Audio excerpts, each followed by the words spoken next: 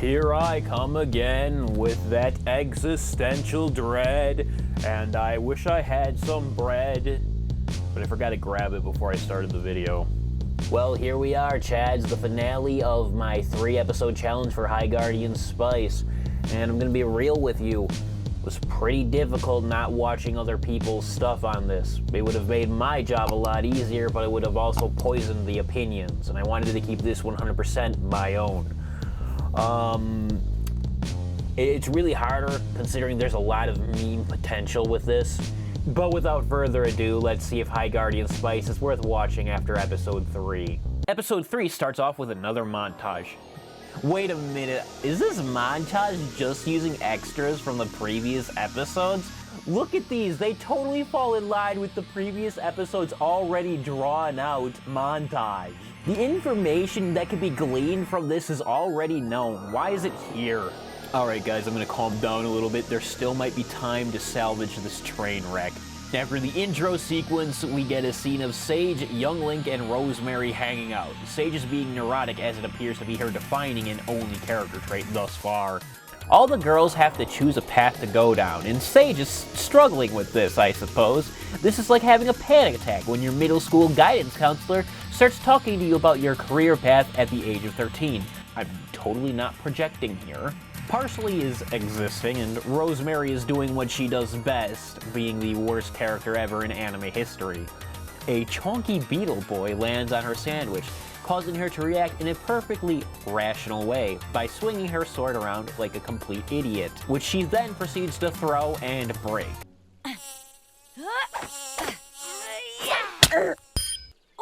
Time appears from behind a tree and completely shits on Rosemary, making Time best grill. Nice one. Don't you have somewhere else to be? Maybe haunting an old clock tower? Huh. You've been working on those comebacks.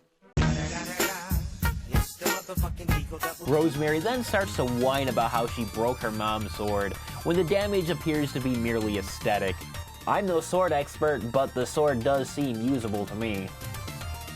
As Rosemary mopes about her sword, Professor Caraway greets the girls and reveals himself to be the worst kind of human, an optimist. I trust you're having a glorious day.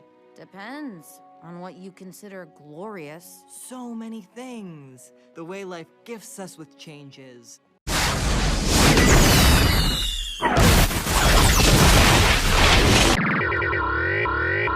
This is just a personal gripe of mine, but optimists can eat my ass.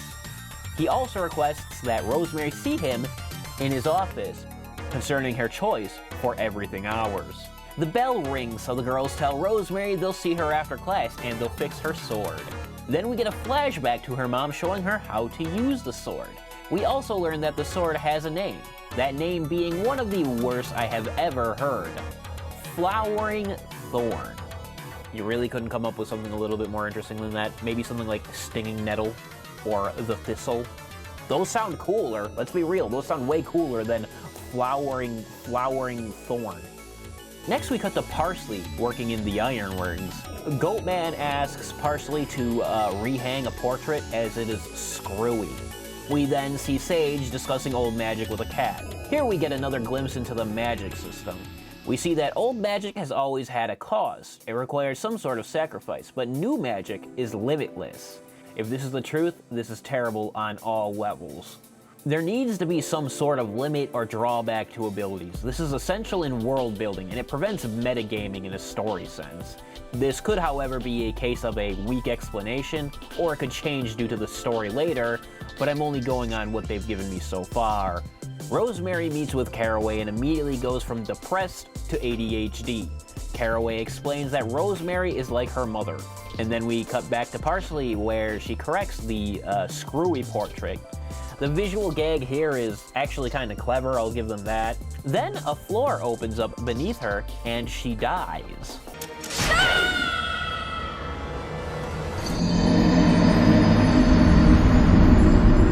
Next we cut to Oh my god, are we really doing this again? All this back and forth between characters, it's not good. The need to focus on the cast of 4 characters is completely throwing off any and all pacing, and we aren't even focusing on time at all. You could have a B plot, but the way they have chosen about going this is terrible. There's more like an A, B, C, and D plot, but none of them make sense, and none of them tie into each other. Rosemary and Caraway discuss her mother. Also, Parsley is not dead and now has to navigate a dungeon, I guess. Sage is about to cast a spell when Rich Bitch and Ginger Guy from last episode appear. They get into a verbal altercation in which Rich Bitch throws an orb into Sage's pot of greed, causing some sort of reaction. It's time to Parsley is still navigating in the dungeon where she runs into some sort of parasect reject. The cat gets pot of greed water on it, and A, fucking dies. B, transforms into a giant cat. C, petrified. Or D, turns into a furry. Well, if you guessed D, I have bad news for you. You're probably a furry, and also correct. Also, the furry jumps out a window. I can't blame him. I'd jump out a window if I was a furry. Hell, I want to jump out of this window, even though I'm not a furry. Parsley dungeons more. Caraway and Rosemary talk more about him and her mother's past. This is also where we touch on Caraway being a female-to-male transgender. Caraway also explains that he takes a potion monthly to stay in his male body, likely a reference to HRT. I honestly, I have no strong feelings about this anyway. It didn't feel forced, and the context of the moment, it worked. If you guys are expecting me to screech about, the political woke left, you're not gonna get it here. Back to Sage, where she is battling the furry and failing. Next, we cut away to Caraway and Rosemary's mom doing a mission where we see blood. Honestly, it feels really weird considering for the most part this movie has been insanely childish, and throwing blood in here just feels... It feels weird.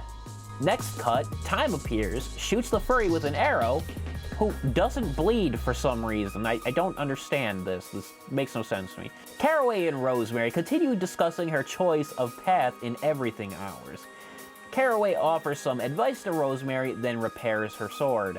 Parsley literally dungeon crawls out of a dungeon. It was also a test. The furry attacks a tree because reasons, and also the tree glows. Also, Ginger crushes on Sage for some reason. Then we see the tree has a curse, or a rot as Time says.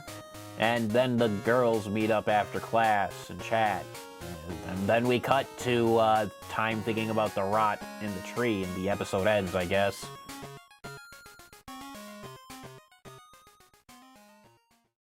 Alright, so I got some things to say. The first episode started out weak on all fronts, and that never changed throughout episode 2 and 3. They were all weak. Episode 1 did not establish enough characters, and instead focused on really lazy world building through visual montages. This can work, but given the 25-minute runtime of each of these episodes, it doesn't give enough time to expand on the characters and the world itself, aside from visual things here and there, which essentially mean nothing. This divided up the time so much that we got basically skin-deep, paper-thin representation for each character. Rosemary was the most fleshed out character, offered an actual real backstory and a real motivation. Sage, while being the most realistic, I suppose, in my opinion, because Sage is most like me, hates themselves and neurotic as shit, has pretty much, what is Sage's motivation? Be the best witch or wizard? I don't even know. We're only 3 episodes in, and I don't know what Sage is doing. And then Time and Parsley, they just exist. They're just there to hang out. They're there for the ride. And Time, most of all, Time gets no screen time, and we don't know jack about Time. There was that little, reference at the end of the episode that, might give something to Time's mission or something like that, but this is too little too late.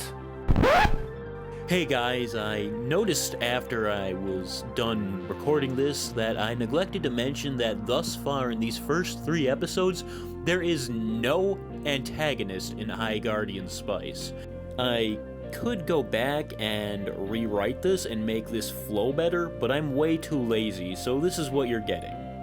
I don't know. I feel like the blood should have not been there. It feels really misplaced. This show looks like it's aiming for a childlike demographic, but, you know, with the addition of blood, it says, hey, we want to be a little bit more mature. But then with the storytelling, the little engine that could has more substance than High Guardian Spice when it comes to storytelling. I don't know what's going on in this story. Also, why did the cat not bleed when he got shot by an arrow? I've spent 3 episodes and I don't know anything outside from characters' quirks. That's it. I honestly can't think of a reason to watch this anime. And that's my conclusion. Don't watch High Guardian Spice unless you want to watch something that teaches you how not to tell stories and how not to make an anime. Sup, Chads, thank you for watching this video. I hope you enjoyed watching my take on High Guardian Spice. I do plan on doing these videos in the future, albeit in a more condensed format. That said, as always, feel free to like, subscribe, unlike, or cancel me on Twitter.